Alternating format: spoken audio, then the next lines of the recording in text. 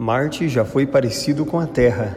Quando a vida surgiu em nosso planeta em algum momento entre 3,5 a 4 bilhões de anos atrás, Marte também abrigava lagos de água líquida e possivelmente rios caudalosos. Combinado com uma atmosfera espessa, um campo magnético para proteger contra a radiação e uma variedade de moléculas orgânicas, Marte tinha condições favoráveis para formar e sustentar a vida como a conhecemos. Marte provavelmente não permaneceu habitável por muito tempo. No entanto, o planeta vermelho perdeu seu campo magnético em algum momento entre 3 a 4 bilhões de anos atrás, o que permitiu que o vento solar, um fluxo incessante de partículas energéticas provenientes do Sol, atingisse e arrancasse a maior parte da atmosfera do planeta e da água da superfície, transformando Marte no deserto frio que vemos hoje. Podemos reverter efeitos da natureza e transformar Marte em um planeta habitável novamente? Aqui está o que podemos fazer. Aquecendo o planeta vermelho. A atmosfera de Marte é muito fina e fria para suportar água líquida em sua superfície.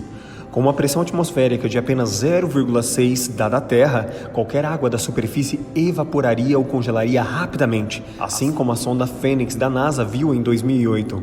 Uma outra opção seria explodir bombas nucleares sobre as calotas polares. A radiação não seria um problema, já que a explosão seria no espaço sobre os polos, mas a liberação de calor vaporizaria o dióxido de carbono congelado para aquecer o planeta e derreter o gelo da água.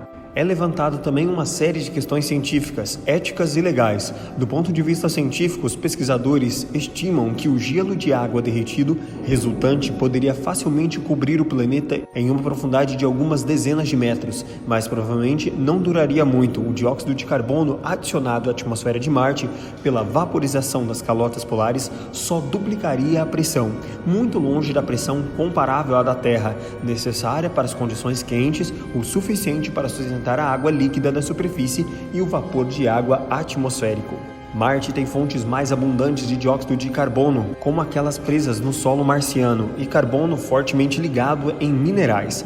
Mas, com base em 20 anos de dados satélites da NASA e da ESA, os pesquisadores estimam que, mesmo que minerássemos toda a superfície de Marte em busca de dióxido de carbono, a pressão atmosférica ainda seria apenas cerca de 10 a 14% da Terra. Isso corresponderia a um aumento médio de temperatura cerca de 10 graus Celsius, não o suficiente para sustentar água líquida. Para colocar tudo isso em uma perspectiva, precisaríamos de mais de dióxido de carbono para aquecer significativamente Marte. Isso mais do que os humanos liberaram ao longo de toda a nossa história na Terra.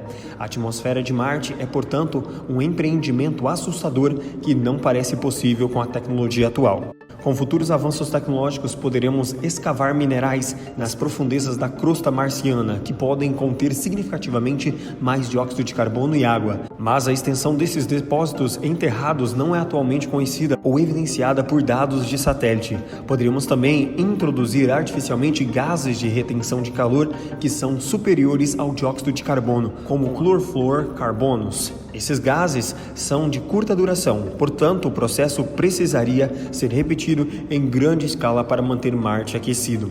Outra ideia é importar gases redirecionando cometas e asteroides para atingir Marte. No entanto, isso não é exatamente prático, pois exigiria uma quantidade excessiva de impactos para fazer qualquer diferença significativa. Respirando em Marte. Outro desafio é tornar a atmosfera de Marte respirável. O experimento MOXIE no rover Perseverance da NASA visa converter o dióxido de carbono da atmosfera de Marte em oxigênio. Se funcionar, futuros exploradores humanos poderão usar esse tipo de tecnologia para gerar oxigênio para seus habitantes. No entanto, fazer isso para todo o planeta pode não ser tão viável.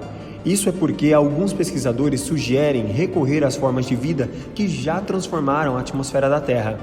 Na Terra, as cianobactérias foram responsáveis por converter via fotossíntese nossa atmosfera de metano, amônio e outros gases há 2,5 bilhões de anos atrás, então tornando-se rica em oxigênio até hoje. Como Marte recebe menos da metade da luz solar da Terra e tem um problema global de tempestade de poeira que piora a visibilidade, os pesquisadores sugerem que introduzíssemos micro-organismos especiais em Marte, que fotossintetizam com pouca luz para criar ar respirável para humanos. Quando emparelhado com outros organismos, o ciclo da vida inteiro poderia ser criado em Marte com uma mistura favorável de gases. Na Estação Espacial Internacional, os pesquisadores testam regularmente a capacidade dos micro-organismos de resistirem a ambientes não terrestres. Em um desses testes, alguns micro-organismos sobreviveram em um recipiente com condições semelhantes às de Marte por 533 dias, incluindo alguns líquenes, apesar de serem formas de vida mais complexas. Fixação do calcanhar de Aquiles. Mesmo que de alguma forma conseguíssemos introduzir dióxido de carbono e oxigênio suficiente na atmosfera marciana e sustentar água líquida na superfície, as condições semelhantes à Terra resultantes provavelmente teriam vida curta. A missão Maven da NASA revelou que Marte está perdendo sua atmosfera ainda hoje. A falta de um campo magnético protetor no planeta significa que o vento solar continuará despojando a sua atmosfera e água, revertendo nossas mudanças em Marte ou degradando-as constantemente. Para realmente terraformar Marte, precisaríamos consertar seu campo magnético, ou falta dele.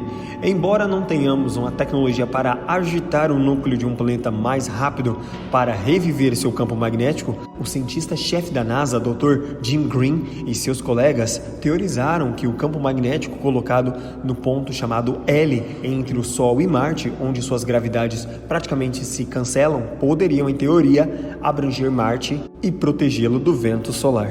Depois de conduzir extensas simulações que incorporaram dados de naves espaciais existentes sobre o comportamento do vento solar e a atmosfera marciana, Green e sua equipe dizem que o campo magnético de 10.000 a 20.000 graus protegeriam Marte suficientemente contra o vento solar.